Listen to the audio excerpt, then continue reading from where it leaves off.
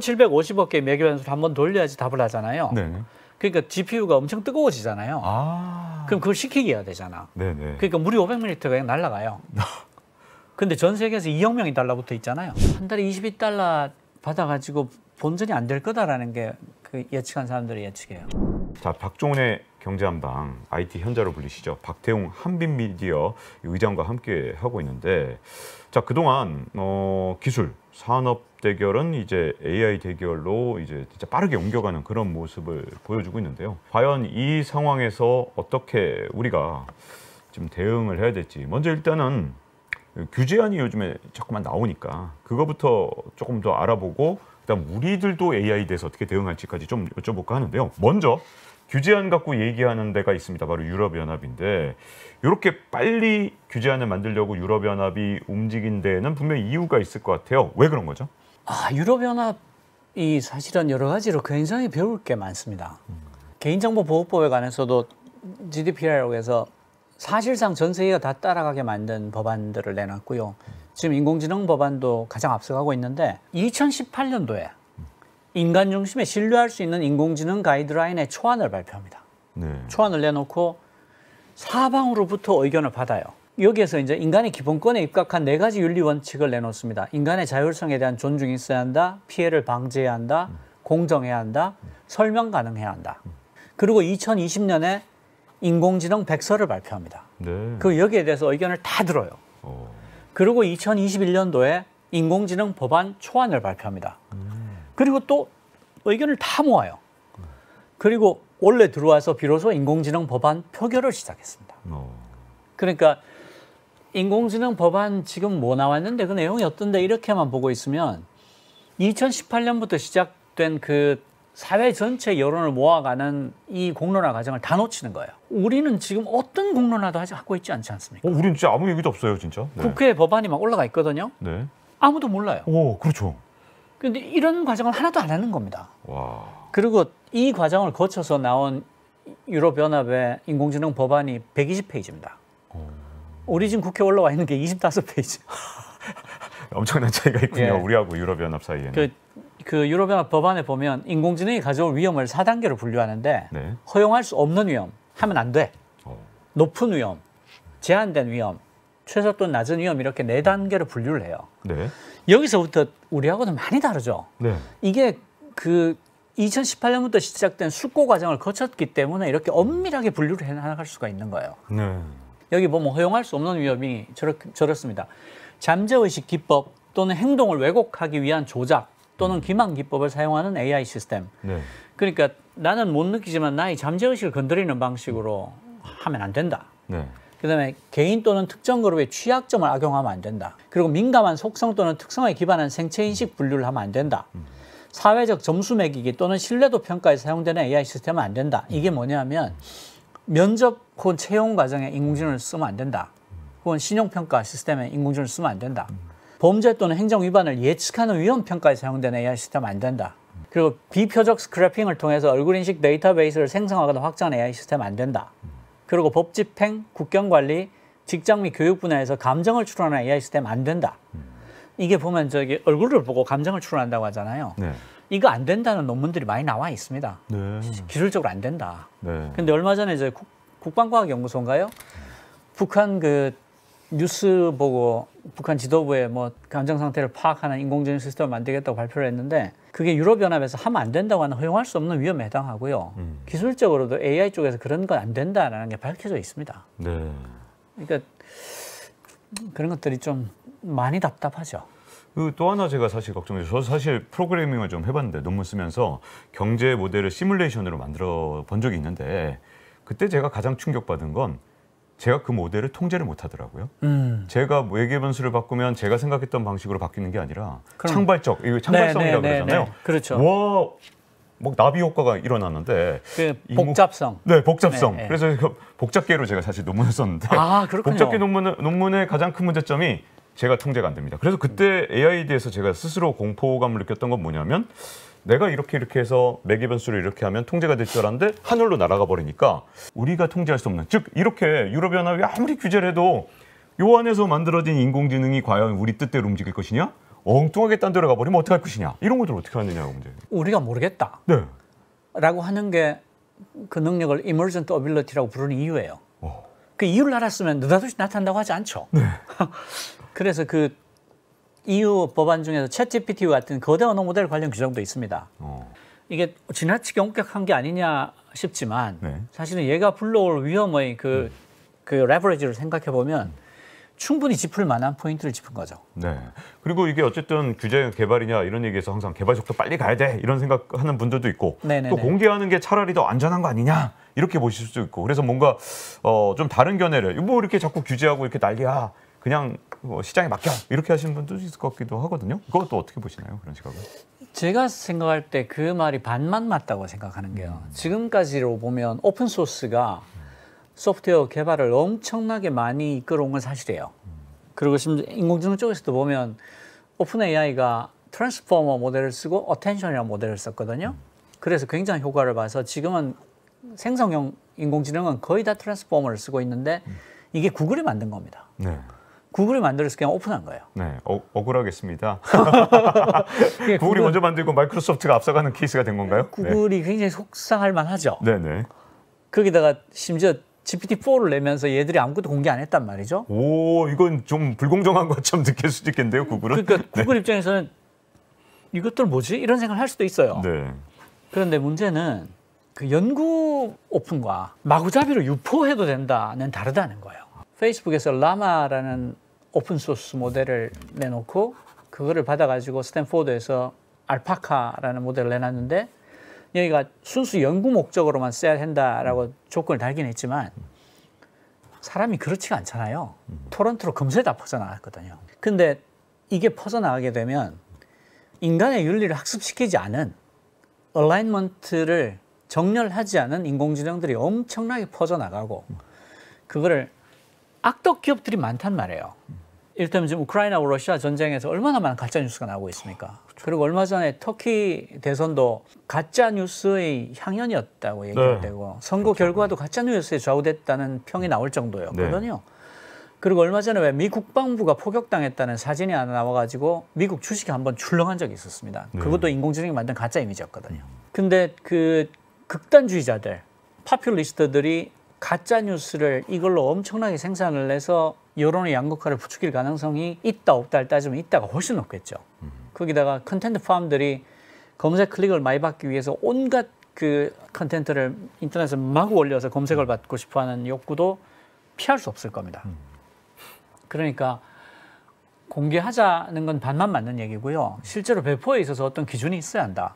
그리고 윤리를 집어넣는다는 것을 왜 당신이 혼자 판단하는데 인류의 문제인데 이를테면 우리가 신약을 개발할 때 임상에 관한 아주 엄정한 절차를 두고 있지 않습니까? 전임상부터 시작해서 3상까지 하고 그다음에 시판 허가가 나면 팔로우업을 4상까지를 두고 있단 말이죠. 그래서 신약 개발하는데 2조가 들잖아요. 근데 2조나 든다니 이게 무슨 고약한 짓이야라고 아무도 이야기하지 않습니다. 네.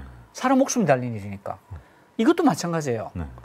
그러니까 엄격한 규정을 둔다는 것은 굉장히 필요한 일이다. 그러니까 이건 어떻게 보면 이런 거예요. 우리나라는 지금 어떤 상황입니까? 우리 AI에서 좀 뒤처진 것 같기도 하고 규제도 뒤처지고 그러면은 이거 새로운 진짜 어마어마한 혁명에서 우리가 혹시라도 뒤처질까 봐 걱정되는데요. 사실은 여러 나라가 그 걱정을 하고 있습니다. 영국 같은 경우는 사브린 AI라는 말도 해요. 그 AI 주권. 그래서 영국 정부가 1억 파운드를 뭐 여기다 쓰겠다라고 하기도 하고. 얼마 돈 안 되는 것 같은데요. 지금 투자 얼마 안 규모의 되죠. 명은 그래서 그 정도 갖고. 그 야당에서는 100억 파운드 써야지 무슨 소리야. 100억 파운드 정도 써야 될 것 같습니다. 네. 그런 얘기들을 하고 그 실제로 이게 또 일리가 없지도 않은 게 인터넷상에서 소수 언어인 경우에 5조 개의 문서 중에서 압도적으로 영어권 문서가 많아지면 얘가 사라져 버리는 이슈가 생깁니다.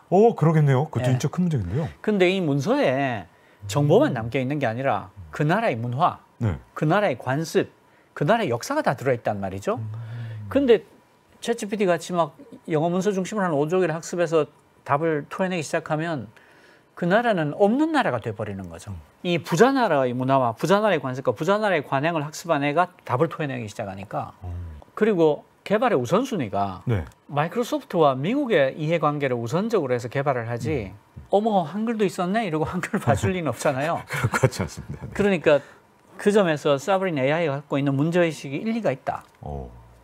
근데 두 번째로 또 짚어야 될 것은 이게 자연독과점 성격을 갖고 있으니까 그럼 한국에서는 어떤 기업 보고 네가 해야 되겠네 라고 지원할 수는 있어요. 근데 지원했을 때 얘가 자연독과점 하는 건 어떻게 막을 건데? 그러니까 지원받은 만큼 자연독과점이 일어나지 않도록 공정거래에서 어떤 룰을 만들어줄 수 있는 데가 같이 붙어줘야 됩니다. 네. 그렇지 않고 우리 기업이 이겨야 돼 라는 관점만 가지고 지원을 해주면 실제로는 우리나라에서 엄청난 독점을 지원하는 꼴이 돼서 생태계가 국내적으로 말라 없어지는 사브린 AI에 관한 문제의식은 일면 타당한 면이 있다. 그러나 그것을 하기 위해서는 지원하는 이상으로 공정한 거래, 우리나라의 AI 생태계가 무너지지 않을 수 있도록 하는 룰이 같이 받침이 돼야 되고 그 지원을 받는 쪽에서도 그걸 이해하고 알아서 준칙을 스스로 만들어야 된다. 예, 그게 붙는다면 그 사실은 국내에 어떤 사브린 AI를 개발할 필요는 있다라고 저는 생각합니다. 여기서 이제 또 하나 걱정되는 건 중국이란 요소인데요. 네. 이제 유럽연합에서는 이렇게 규제도 하고 그래서 천천히 갈지 몰라도 뭐 그래도 속도 조절도 되고 뭐 인류애나 뭐 인간의 보편적인 상식을 따라간다 하더라도 중국은 일단 기술 발전만 빨리 해서 패권을 잡아야지 이런 생각 때문에 그런 게 어딨어 그냥 무조건 AI 그냥 기술 발전시켜 이래버리면 또 판이 완전히 흔들리는 거 아닐까요? 사실은 그 이슈가 있습니다. 이를테면 안면인식 같은 경우에 중국이 뭐 법이고 뭐고 그냥 쓰거든요. 네, 그렇죠. 중국 공산당이 법 위에 있지 않습니까? 네. 그러니까 중국 공산당이 지령을 내리는 게 법 위에 있기 때문에 안면 인식의 당이 인민을 위해서 쓰는 건데 그게 왜 문제란 말이야 이렇게 쓴단 말이죠. 그래서 지금 위구르 신장 쪽 분들은 100% 얼굴이 다 데이터화돼 있다라고 봐야 되거든요. 그렇죠. 그러니까 이걸 잠깐 배포를 중단하고 공동의 룰을 만들자고 할 때 그걸 반대하는 사람들이 가장 큰 논리로 내세우는 1번이 뭐냐면 중국은 계속 할 건데요. 핑계를 그걸로 잡는 거죠. 근데 그게 핑계가 돼서는 안 된다고 저는 생각을 하고요. 어쨌든 우리라도 먼저 합의를 한 다음에 견인을 하고 국제 질서를 끌어들인 노력을 해야 된다. 그리고 두 번째는 거대 언어 모델에 있어서는 중국이 한계를 가질 수도 있다는 게 제 생각입니다. 그래요? 네. 왜냐하면 사상적 영도에 어긋나는 말은 한마디도 하면 안 되지 않습니까? 아하, 중국의 약점이 있군요. 시스템적인 약점. 네. 그런데 이 거대 언어 모델은 그럴 수가 없는 존재예요. 그러니까 사상적 영도에 맞는 말만 뱉어내게 하려면 이 거대 언어 모델에 어마어마한 제약을 가하지 않으면 안 되는데 그렇게 하면 느닷없이 나타나는 능력이 같이 사라집니다. 창발 능력을 제한하니까 이렇게 뛰었던 능력이 사그러드는데 거대 언어 모델에 대해서 당의 사상적 영도에 어긋나는 말을 한마디도 하지 마라라고 제약을 가한다는 게 선생님 그동안 즐거웠고 거대 언어 모델을 그만하시죠. 이런 얘기하고 똑같은 거예요. 그러네요. 네, 그러니까 그림을 그려낸다라든가 뭐 분류하는 거, 네. 인간의 얼굴을 인식한다든가 이런 쪽으로는 발전을 굉장히 많이 할 가능성이 있지만 네. 거대 언어 모델은 제 생각에 공개적인 발표는 하기 어려울 거다. 네. 자, 그러면 이제 궁금한 건 최근에 AI 쪽으로 투자나 뭐 부가 정말 엄청나게 쏠려가고 있거든요. 이 현상은 계속될 거라고 봐야 될까요? 어떻게 될까요? 이게요, 아까 제가 규모의 법칙이라고 얘기했지 않습니까? 규모의 법칙이 작동하는 한은 투자가 더 이루어질 수밖에 없습니다. 여기까지 갔더니 거기서부터 더 늘려도 더 작동 안 하던 데가 밝혀지기 전까지는 계속 키울 것 같아요. 계속 키운다는 얘기는 돈이 엄청나게 들어가고 전기 어마어마하게 먹고 전기를 얼마나 먹냐면 챗 GPT에서 대화 세션을 한번 그러니까 대화를 주고받고 하는 거를 한 번 세션을 마치는데 네. 물이 500ml가 들어갑니다. 그 어느 정도라고? 왜냐하면 네. 1750억 개의 매개 변수를 한번 돌려야지 답을 하잖아요. 네. 그러니까 GPU가 엄청 뜨거워지잖아요. 그럼 그걸 식히게 해야 되잖아. 네네. 그러니까 물이 500ml가 그냥 날아가요. 근데 전 세계에서 2억 명이 달라붙어 있잖아요. 네. 이거 좀 에너지 이거 괜찮은 겁니까? 지구 온난화도 이거 이렇게 심한데 이거 괜찮을까요? 이게 네. 옳지 않죠. 그러니까 지속 가능하지 않은 방식이다라는 우려가 있고요. 네. 두 번째로는 거대 언어 모델 말고도 인공지능이 해야 될 일이 되게 많아. 왜 거기만 돈을 넣니?라는 지적도 있어요. 이를테면 알파폴더 같은 인공지능이 단백질 접힘을 연구를 해가지고 신물질 개발 속도를 엄청 줄여놨잖아요. 그리고 농업 쪽에 진보하는데 인공지능이 쓸 수도 있고요. 기후위기를 막는데도 쓸 수가 있고요. 생산성을 높이는 데도 쓸 수가 있는데 거의 뭐 90% 이상의 돈이 다 거대한 모델로 쏠리고 있으니까 이거 뭐 하자는 거냐 이런 비판도 있고요. 네. 그리고 이 방식으로 가게 되는 한은 자연 독과점이 점점 더 강화될 수밖에 없어요. 여러 가지 점에서 지금 이상하죠. 네. 근데 한 번 물어볼 때마다 과금이 상당히 돼야 되겠는데요. 아까 이렇게 에너지를 이렇게 많이 쓰는데. 한 달에 22달러 네. 내면 쓸 수 있다는 건데 한 달에 22달러 받아가지고 본전이 안 될 거다라는 게 그 예측한 사람들의 예측이에요. 전력 때문에. 네. 여러 가지 경비 여러 가지 때문에. 경비 때문에. 여러 가지 경비 때문에. 근데 이제 그럼에도 불구하고 오픈 AI가 그걸 하고 있는 이유는 그러면서 엄청난 학습 데이터를 얻거든요. 2억 명이 질문을 해주니까 네. 얼마나 고마워요. 오. 거기서 훌륭한 질문 답변들을 다 뽑아가지고 그걸 또 학습을 시키고 그런 식으로 하는 거예요. 네. 그러니까 이 친구들이 학습 데이터를 무료로 받고 있다고 생각하면 22달러 받고 하는 게 전혀 미치는 게 아니죠. 네. 어디서 그런 데이터를 얻겠어요? 자, 이제 이쪽으로 이제 AI를 우리가 생각 안 하고 미래를 계획한다는 건 불가능한데 우리 어떻게 일단 개인들은 어떻게 대처해야 됩니까? 개인. 우리는 어떻게 해야 됩니까? 제가 생각할 때는 맞더라도 알고 맞아야 되잖아요. 네. 그러니까 AI 리터러시라고 하는 거. 이전까지는 디지털 리터러시라고 했잖아요. 디지털 리터러시뿐 아니라 AI 리터러시도 높여야 돼요. 그러니까 이제 원래 리터러시는 글을 읽을 수 있는 능력이잖아요. 문맥을 읽을 수 있는 능력인데 인공지능을 이해할 수 있어야 돼요. 두 번째로는 공론화를 하자고 요구해야 됩니다. 투명성의 원칙, 책임성의 원칙, 신뢰성의 원칙, 공정성의 원칙, 안정성의 원칙 뭐 이런 것들이 있을 때 인공지능에서 책임성이란 무엇인가를 먼저 정의해보자. 합의하자. 투명성을 어찌해야 되는지 합의하자. 투명성에 관해서 어떤 이슈가 있는지를 다 올려놓고 보자. 하는 걸 사회적으로 공론화하자, 토론하자고 요구할 수 있어야 돼요.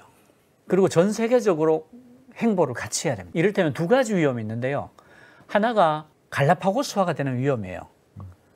전 세계하고 행보를 맞추지 않고 엉뚱한 짓을 해버리면 우리가 갈라파고스가 돼버리고 또 하나는 역차별의 위험이 있습니다.